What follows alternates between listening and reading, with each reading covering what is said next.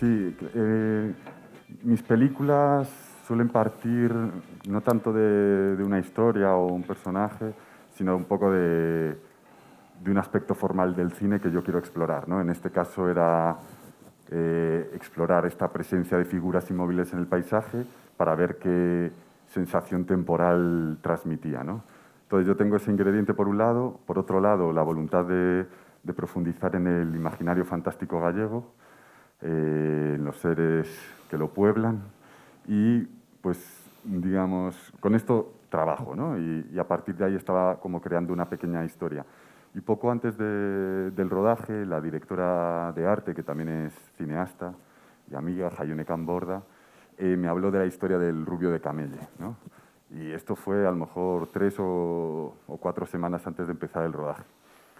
Y vi que su historia encajaba a la perfección con muchos de los temas que queríamos tratar, ¿no? Sobre todo uno que resalta que es el proceso de duelo, ¿no? El proceso de duelo y la idea, claro, cuando los marineros, los náufragos desaparecen en el mar y el cadáver no aparece, hay un concepto que es el de alma en pena, ¿no? La película con esta figura del alma en pena, que es eh, digamos, el cuerpo no aparece, entonces el espíritu queda atrapado en un limbo, ¿no? Al no poder ser despedido por las familias, queda atrapado en un limbo y no puede acceder al más allá, ¿no? Luego, por otro lado, tenemos la figura de alma en pena literal de las familias que no pueden despedirse, ¿no? Este estado de tristeza, ¿no? Y entonces el Rubio de Camelle, al haber podido recuperar más de 40 cadáveres, eso ha aportado una ayuda a las familias y a los cadáveres, al espíritu, para poder cerrar el proceso de duelo fundamental, ¿no? Entonces, bueno, y sobre todo la película que gravita en torno al misterio del mar y al misterio de la muerte y ver qué mitos emergen de esa reverberación, el Rubio lo sintetizaba, la historia del Rubio lo sintetizaba, ¿no?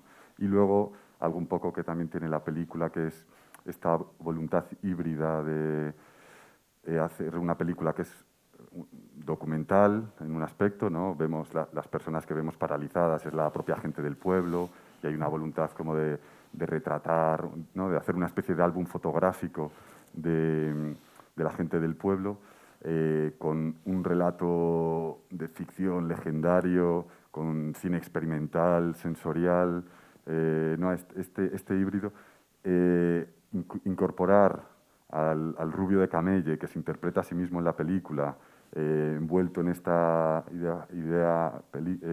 fantasía, ¿no? Le daba una veracidad y una potencia que era... Entonces, bueno, decidí rápidamente incorporar, o sea, investigué, cuando me habló del Jaione, investigué en internet, vi alguna entrevista que tenía por ahí, y dije, entonces fui a Camella a buscarle. Las meigas sí que estuvieron más con nosotros, pero el Rubio fuimos más a tiro hecho con su grabación. Entonces eran pocas jornadas de grabación y era una aventura para él, ¿no? Entonces es un personaje muy singular. Y bueno, también tiene esta presencia, ¿no? Una cara extraña y bueno, creo que era muy importante para la película que hubiera aceptado.